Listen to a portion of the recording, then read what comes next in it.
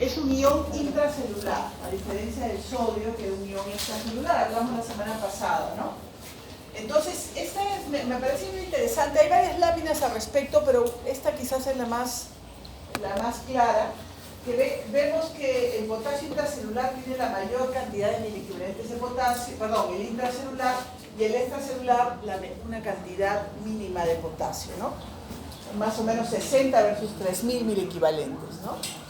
Y lo que es interesante de este gráfico es esto: la ingesta de potasio diaria es más o menos 100 miliequivalentes por día, que esos se van a perder de manera proporcional a 90% o 90 miliequivalentes por el riñón y 10 por la vía digestiva, ¿no? Por las heces. Entonces, esta gráfica nos permite entender la distribución de potasio y cómo el potasio está más a nivel intracelular, y a la vez el equilibrio que debe tener el potasio, ¿no es cierto? Debe tener un equilibrio entre que lo que ingiero debe ser igual a lo que sale, ¿no es cierto? Entonces, si uno mira este gráfico, lo primero que se preguntaría es ¿qué pasa si la célula se lisa? Si esta es una célula y hay una lisis de la membrana celular, ¿qué pasa?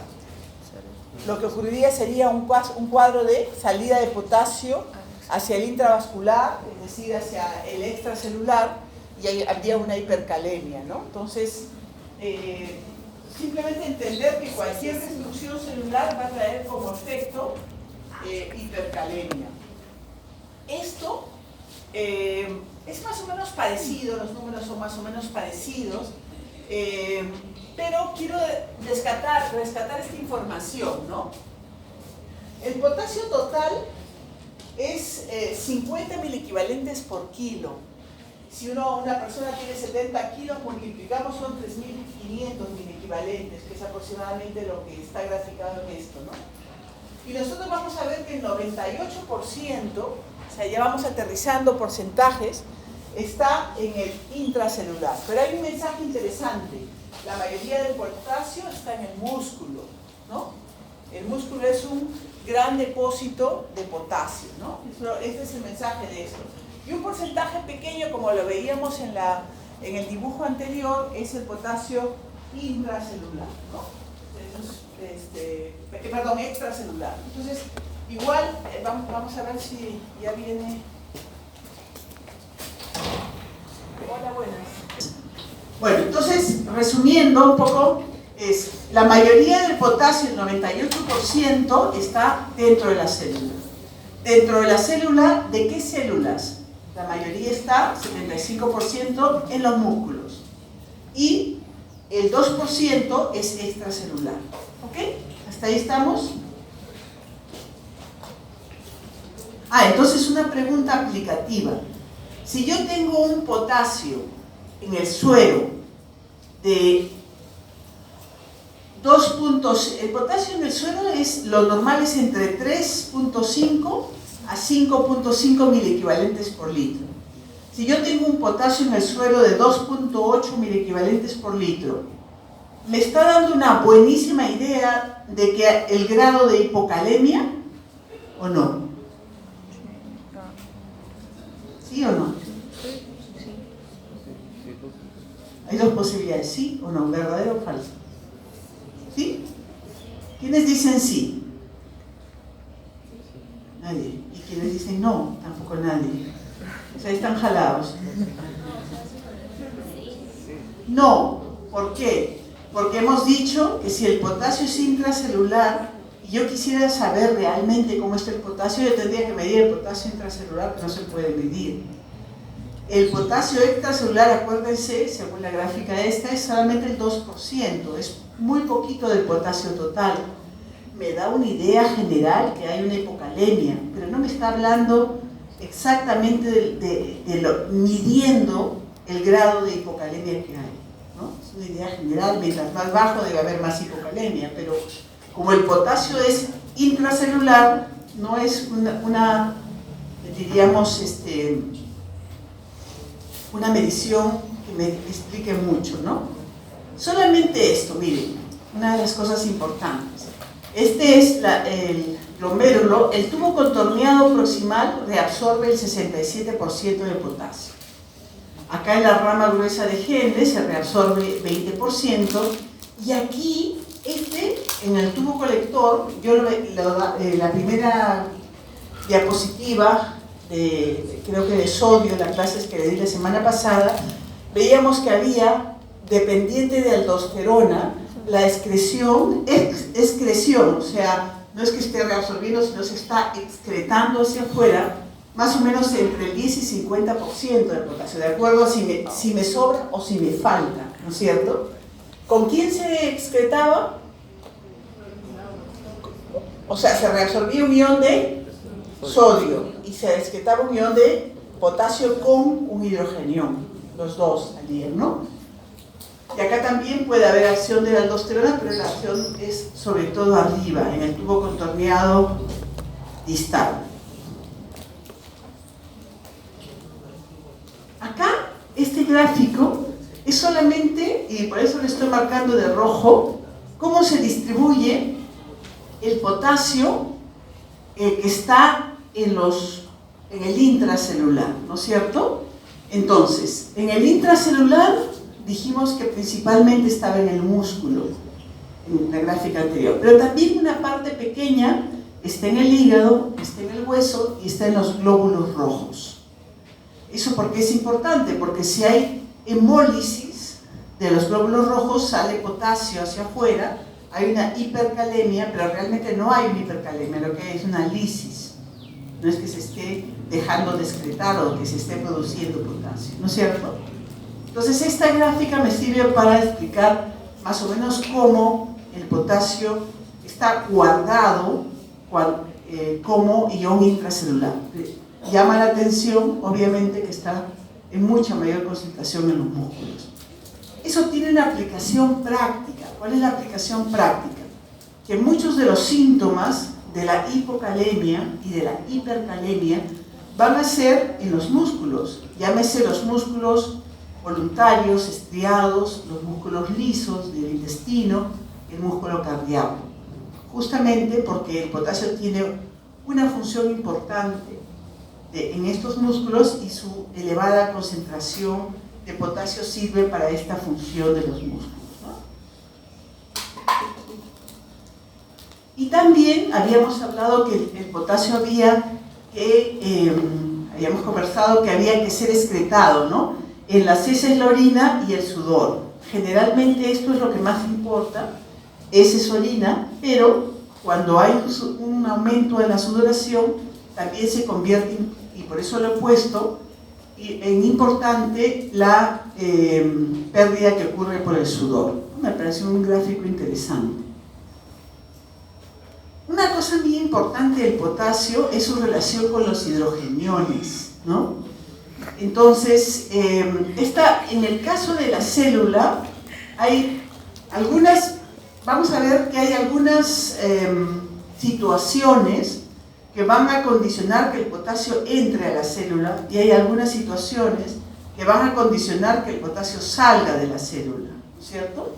Entonces vamos a empezar por las causas de entrada, de desplazamiento quizá por esta, para que lo entiendan, las causas de entrada del potasio hacia el interior de las células, ¿no? Y una de las cosas interesantes es que el potasio a nivel celular se intercambia con los hidrogeniones. Entonces, si yo tengo un exceso de hidrogeniones acá, y aquí se ve, ¿no? Los hidrogeniones van a entrar y el potasio va a salir. Y si yo tengo una falta de hidrogeniones, o sea, si yo tengo un exceso aquí, los hidrogeniones van a salir y el potasio va a entrar, ¿no es cierto? Cuando hay un déficit de hidrogeniones se llama alcalosis, ¿no es cierto? Y esa es una causa por la cual el potasio entra a la célula. Lo contrario también es válido. Si hay un exceso de hidrogeniones, como un caso de acidosis, los hidrogeniones van a entrar y el potasio va a salir, ¿no? ¿Qué otro factor es interesante? Estos dos de aquí. Como la insulina y los beta-2 agonistas como el salmeterol, el salbutamol, medicamentos que se usan para el broncoespasmo, van a facilitar la entrada del potasio a la célula, ¿no? Y otra cosa también muy importante es esto, como el ejercicio, la lisis, habíamos hablado que la lisis celular, por ejemplo la de los glóbulos rojos, incluso la de los músculos, hay una enfermedad que se llama rhabdomiolisis, en que por un accidente catastrófico se rompen, se destruyen los músculos, se rompen obviamente las membranas de las células musculares y sale potasio. Entonces, la rhabdomiolisis, ¿no? La lisis celular, el ejercicio, también es un motivo de salida de potasio hacia afuera, ¿no? Entonces, yo creo que este gráfico me parece como claro para entender su relación con los hidrogeniones y que hay estados del equilibrio ácido básico que hace que el potasio se entre o salga de la célula. Para que no se olviden, ¿no? Es cuando hay muchos hidrogeniones, que en ese caso se llama acidosis, como aquí, ¿no? Los hidrogeniones van a entrar en la célula para que los buffers intracelulares los capten y el potasio va a salir y eso va a ser una causa de hipercalemia. Al contrario, cuando hay una alcalosis, ¿no es cierto?, los hidrogeniones van a salir para mantener el equilibrio ácido básico y el potasio va a entrar a la célula, ¿no? O sea, se intercambia a nivel celular los hidrogeniones con el potasio. Voy a prender esa luz porque parece que esta zona de acá tienen hipoxemia y están con sueño. Ahí está, ahí desperté unos cuantos. Ya. Está claro, ¿no? Me pueden interrumpir, aunque hoy día voy a ser más rápida que la vez pasada porque no hay tanto tiempo. Ya. Bueno, solamente decirles que el potasio guarda relación con las proteínas del cuerpo, con las proteínas tisulares. Una persona desnutrida que tiene pocas proteínas en sus tejidos va a tener un balance de potasio negativo, le va a faltar potasio, ¿no? Es necesario para el crecimiento tisular, para procesos enzimáticos, para las reacciones de membrana, en fin, ustedes ya conocen todos los beneficios del potasio. Y esto es lo que quiero decirles. Miren, esta es la hipopotasemia, esta es la hipopotasemia leve, o sea, la hipocalemia o la hipopotasemia leve. ¿Qué puede haber? Fatiga. ¿Y por qué hay fatiga? Por los músculos. Parece que hemos hablado de eso, ¿no? Los músculos están débiles, irritabilidad, debilidad muscular, parestesias y parálisis. Y solamente decirles, estamos hablando de la hipopotasemia, que puede haber también compromiso no solo de los músculos esqueléticos de debilidad y todo eso, sino también de los músculos lisos intestinales. Entonces hay un ilio, ¿no? Ilio paralítico es una expresión típica de la hipopotasemia, ¿no? Y cuando el potasio está muy bajo, entonces hay alteraciones electrocardiográficas, arritmias, ¿no? Que ya es un tema mucho más serio, ¿no? Pero lo que yo les quiero decir es que son dos grupos musculares o dos tipos de músculos que se afectan. Los músculos voluntarios estriados y me da debilidad, y los músculos lisos, entre ellos el intestinal, y me da un ilio paralítico, ¿no? Esos son, en los casos extremos, produce alteraciones electrocardiográficas que las vamos a ver ahora, y también produce estado de hipotensión, porque los músculos lisos vasculares de los vasos sanguíneos también se relajan, diríamos, ¿no? En lugar de estar contraída la resistencia vascular periférica, los vasos periféricos, lo que ocurre es que esta cede y hay un estado de hipovolemia o de hipotensión más bien, ¿no? Entonces, ¿de dónde sale la hipocalemia? Es una buena pregunta. ¿Cómo se produce la hipocalemia? Se produce por pérdidas digestivas, sobre todo cuando hay diarrea. O sea, normalmente habíamos visto que es poquito el potasio que se pierde por la orina, eso lo hemos visto en la primera, por las heces, eso lo hemos visto en la primera gráfica. Pero cuando hay diarrea, cuando hay fístulas, ileostomías, puede perderse potasio, diríamos, por pérdidas digestivas. Lo típico es que el riñón esté normal y el potasio en orina, el riñón trate de ahorrar el potasio y esté disminuido el potasio en orina, ¿no? También puede producirse hipocalemia por pérdidas renales, los diuréticos, la nefropatía perdedora de potasio. ¿Y qué pasa cuando la aldosterona no funciona? O porque no hay aldosterona, porque falla la suprarrenal, o porque el riñón es resistente a la acción de la aldosterona, se llama hipoaldosteronismo. Y entonces, ¿qué va a pasar? Si la aldosterona va a retener sodio y excretar potasio, entonces no va a haber quien, ¿no?, retenga sodio, perdón, el hiperaldosteronismo. Si la aldosterona hace esto, no, está, diríamos, en exceso o actuando sobre el riñón, entonces, ¿qué va a hacer? Va a retener el sodio y va a eliminar el potasio. Entonces va a haber hipernatremia e hipocalemia. Siempre que tengan un trastorno mixto, siempre que tengan trastorno de sodio y trastorno de potasio, piensen en aldosterona. Si uno baja y el otro sube, si uno sube y el otro baja, el único sitio donde están juntos los dos, el sodio y el potasio, es en el tubo contorneado distal donde actúa la aldosterona.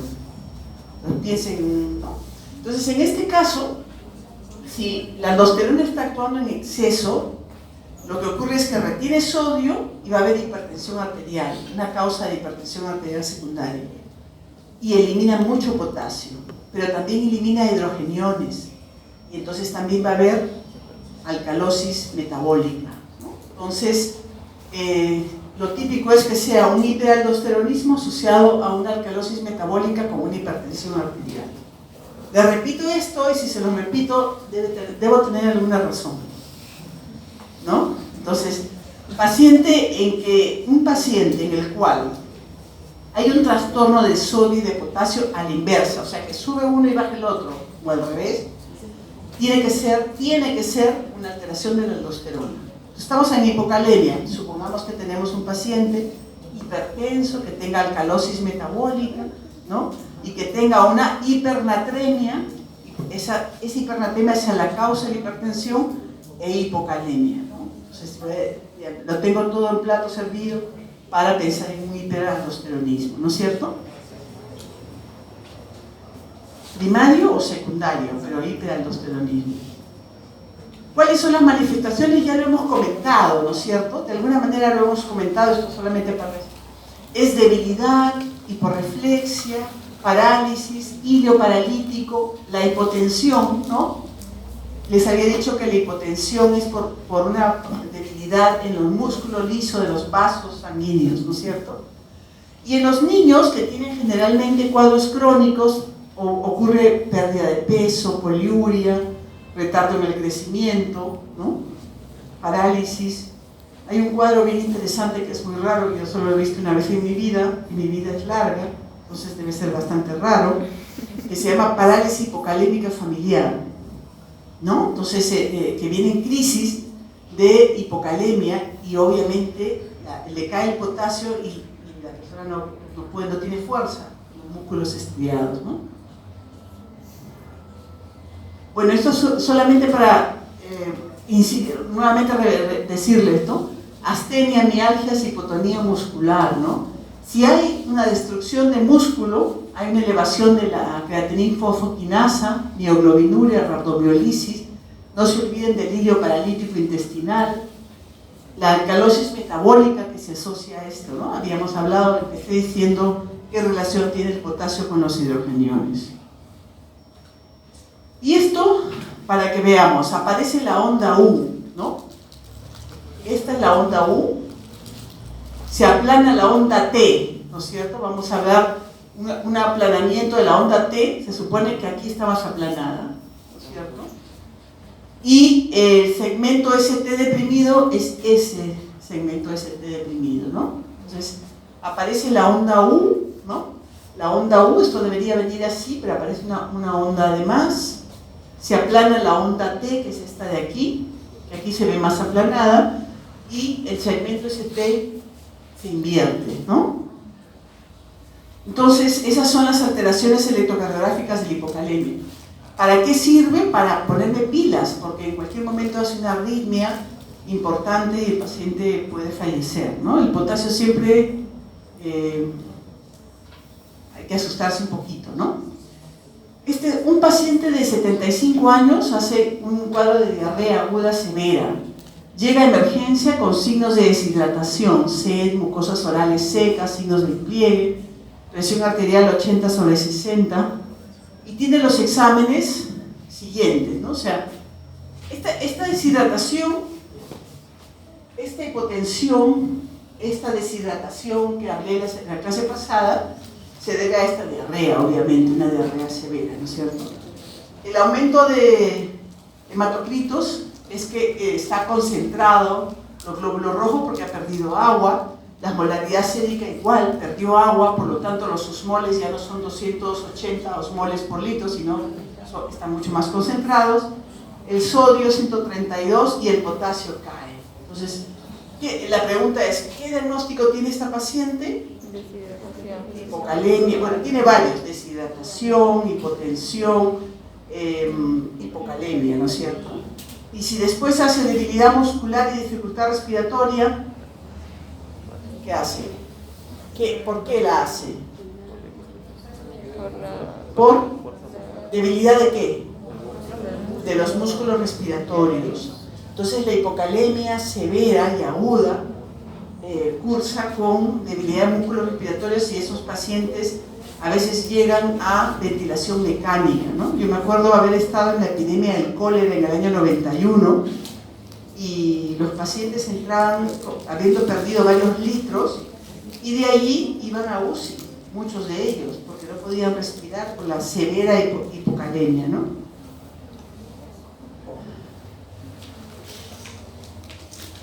Hipercalemia, más de 5.5. La causa más importante es la insuficiencia renal aguda y crónica. Aguda o crónica, cualquiera de las dos. Es decir, cuando el potasio en el riñón no puede excretar el potasio, ¿no? Y esto generalmente se asocia a una acidosis metabólica. También la hipercalemia, habíamos dicho, que se intercambiaba a nivel de la célula con los hidrogeniones. Y cuando hay acidosis, entran los hidrogeniones a los buffers intracelulares y sale el potasio, ¿no? Y también puede ser iatrogénica, es decir, producida por el médico. ¿Por qué?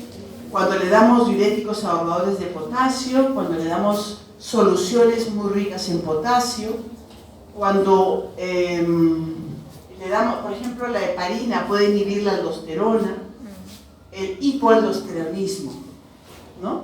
Lo contrario, si no tengo aldosterona, ¿qué va a pasar? No va a haber quien elimine el potasio, los hidrogeniones y quien retenga sodio.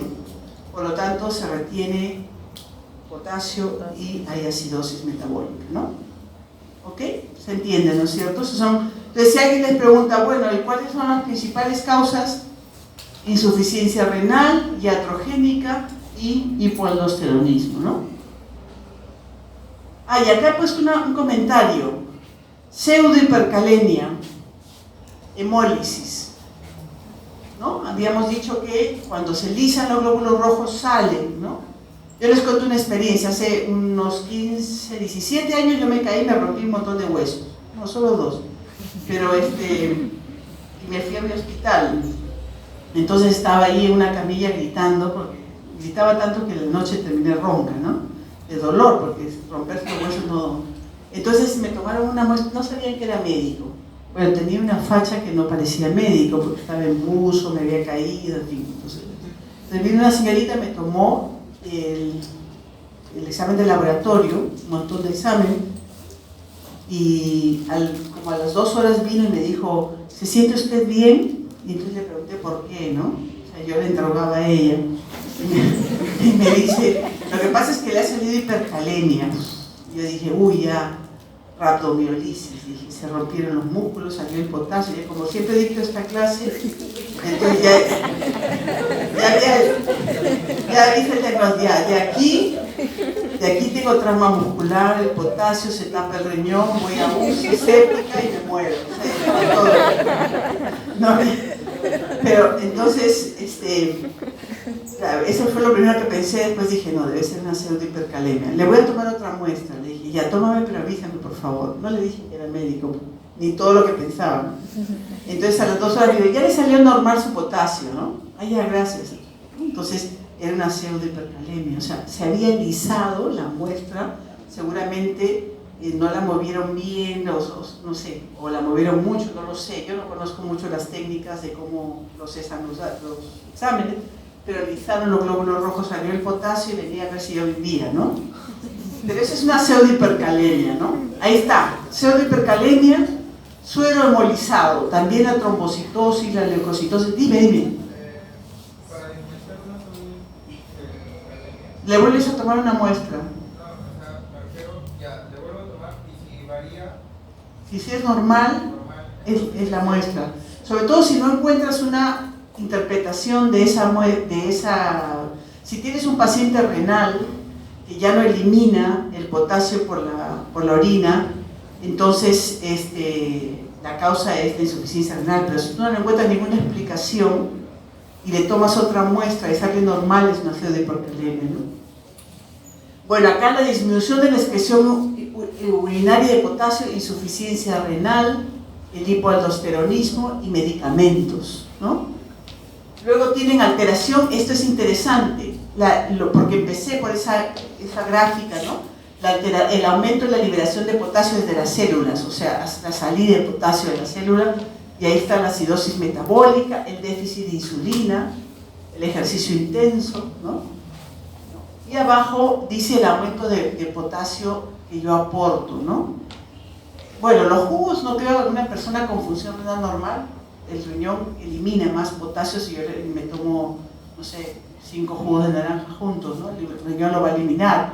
Pero el problema son las soluciones parenterales, ¿no? Si le damos mucho potasio a un paciente que tiene cierta falla renal, ¿no? Entonces, bueno, los síntomas.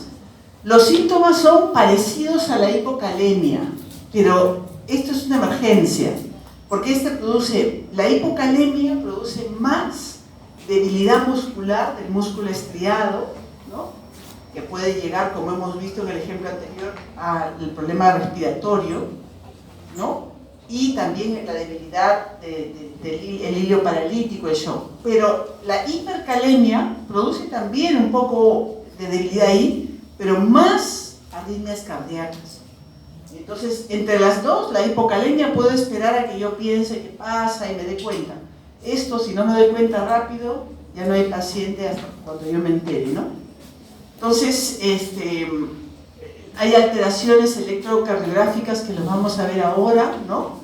Ahora en ¿no? Debilidad muscular, parálisis flácida, parálisis respiratoria, ¿no?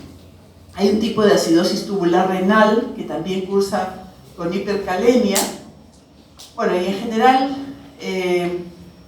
existe una estimulación de la insulina para tratar de meter el potasio dentro de la célula, ¿no? Pero eso es una respuesta nada más. Y ahí está, la onda T picuda, ¿no? Que ahí vemos ahí, la onda T picuda, la onda P plana, la P es la primera, ¿no es cierto? Esta de aquí se va aplanando.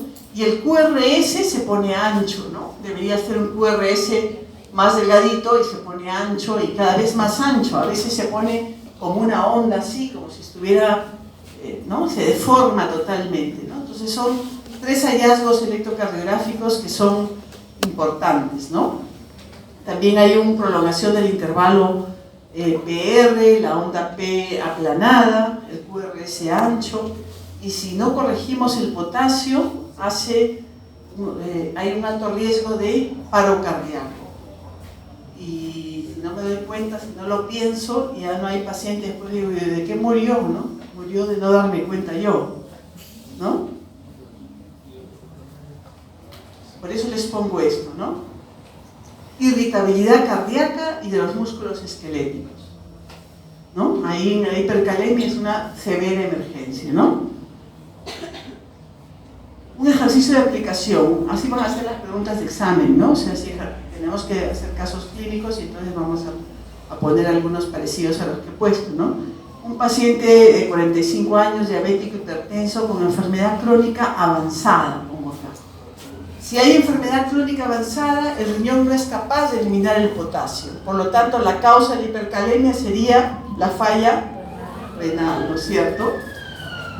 Hace una arritmia cardíaca, ventricular, y en los siguientes minutos hace paros. El diagnóstico se cae por su peso. Es seguramente este paciente ha hecho trastornos electrocardiográficos típicos de la hipercalemia y en un momento ha hecho una arritmia ventricular y hizo un paro cardíaco, ¿no?